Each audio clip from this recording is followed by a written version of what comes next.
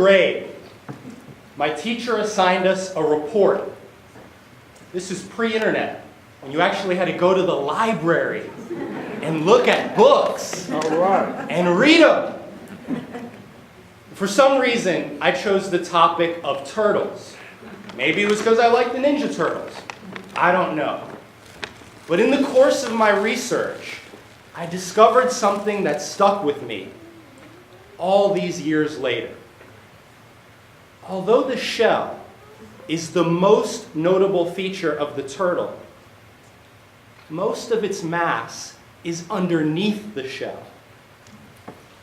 And isn't that like life?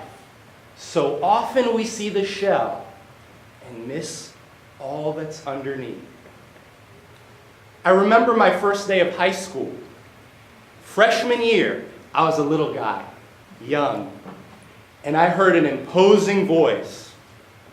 "Welcome to Hollywood Hills High School." Was it a teacher? The principal? No. It was Richard Roberts, and his baritone voice permeated through the hallways. He was the student body president. And as soon as I met this guy, I wondered, what sport does he play? I'm not trying out for that team. 6'5", built like LeBron James. Who we are is so much more than feet and inches and muscle. Richard Roberts had a body that drives people to the gym and also forces them to quit the gym when they don't get results like that. I saw the shell. 6'5", muscular, black teenager. I missed the kid that volunteered at his church twice a week for years. I missed the best student leader Hollywood Hills High School ever had. A few years later, I found myself at the University of Central Florida. Once again, I was a freshman. This time I was a little bigger.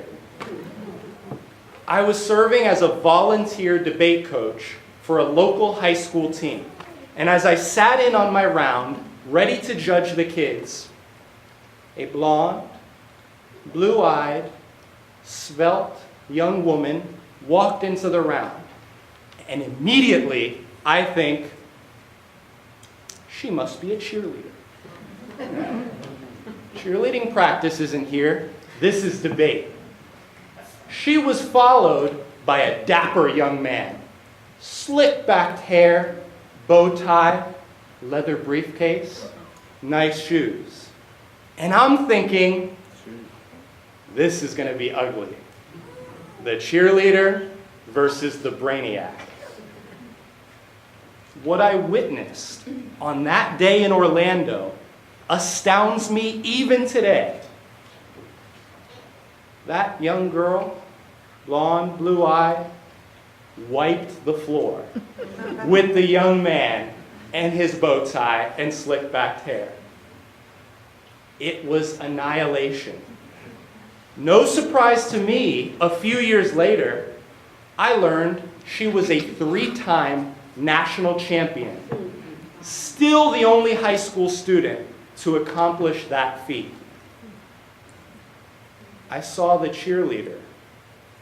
I missed the most articulate speaker that I've ever seen, even after 15 years as an educator and coach. I had a similar experience. I was a law student in Washington, D.C. And at the end of the year, I was invited to a party in Georgetown. I'd never been to Georgetown before. Didn't know anyone who lived in Georgetown. I was excited. Tuxedo, nice shoes, ready to go. I arrived at that party in style. And as I was talking to my friend, she excused herself to go to the bathroom.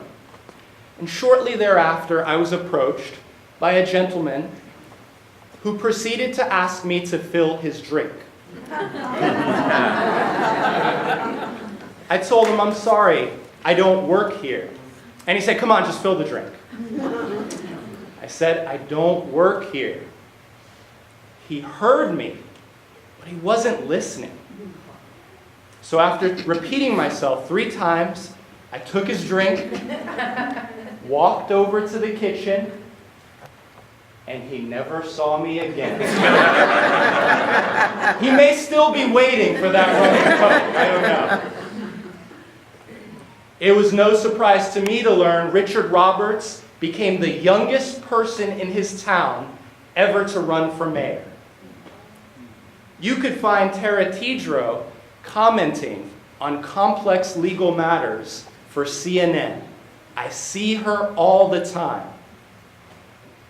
And as for me, I've been invited to many, many parties over the years.